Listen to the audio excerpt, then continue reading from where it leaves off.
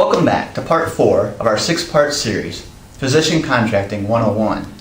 In today's part, we will look at the buy-in provisions as well as professional liability insurance. What's significant about buy-in provisions? Typically, you will not see these provisions in an employment contract with a hospital or large physician group. Where you will typically see these types of provisions are in groups of 2 to perhaps 10 physicians. And what happens in those cases, in addition to the compensation you're receiving, you will actually have an opportunity to buy into the physician group and become part of the ownership of that physician group. What's key and instrumental in regard to the decisions concerning this is that you make sure you understand the stability of the physician group and how it actually operates. Typically, you will receive an employment agreement that outlines whether it will be automatic, whether you will be up for review after 3 or 5 or 7 years, and what actual qualifications or requirements you need to meet in order to be considered to become a partner or owner of the physician group. What's unusual about some of these situations, however, is that you never see the bylaws or the operating agreement or the partnership agreement to which you would be entering. When I advise my clients, I always like to make sure that they have those documents to review before they enter into the actual contract. Unfortunately, a lot of times physicians will enter employment agreements that have these types of provisions without having reviewed those documents, and then when it comes time to become an owner, they don't fully understand what that means or what they're going to have to do in order to become an owner, or what capital contribution they may have to make, or whether they have to buy into part of a building. I mention that because in these smaller physician groups, when you're going to become a partner, typically these physician groups may own a building. And it is important for you to understand whether you want to be part of that ownership of not only the practice, but of the building in which the practice actually operates. Sometimes this can be beneficial, but sometimes this can be a burden. Typically, what you need to make sure of is the location of the building and whether it has value standing on its own outside of the practice. In my experience, I have worked with some groups where their building is located right next to the hospital, and so long as the building is used as a physician group office, it will be fine and have value.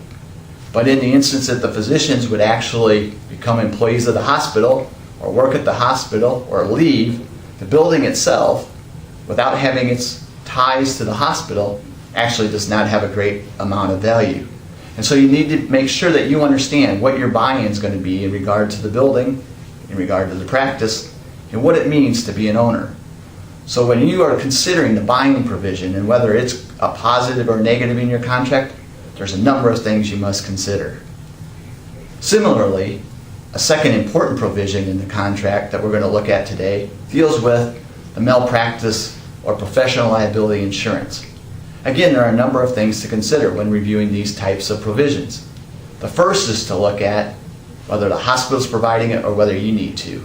In almost all instances, the hospital will provide the coverage so long as you're working there. Question arises in regard to tail coverage, or after you've left the practice, who's going to pick up the insurance at that point? A number of times it can be negotiated and the hospital or your physician group will pick up the tail coverage. But many contracts today provide, unless negotiated differently, that the tail coverage will be provided and paid for by the physician upon their leaving. We need to make sure we understand what the contract requires and whether it's negotiable as to whether those terms can be changed. Similarly, you need to look at the limits of the malpractice insurance. Many limits today are at a $1 million occurrence and a $3 million sort of overall coverage, and that's typical. I've recently seen some contracts moving to a $2 million and a $4 million. Why is this important? Well, unfortunately, in today's world, many of the malpractice cases coming against doctors are for values higher than that. And so you need to look at whether you're sufficiently covered, whether your employer has additional coverage that's going to cover them, and if not, making sure that you have insurance that's going to provide protection for you against any and all malpractice cases. These are important provisions, and you must understand how they play into your contract. A lot of times these provisions may not be looked at that carefully because you're thinking about, I just want to start work, rather than how these play out. But again, you need to make sure you understand these. My warning to you today is go through these contracts, make sure your attorney explains them to you, and make sure you understand what you're buying into. Thank you for joining. I hope you join us again for part 5 of our series.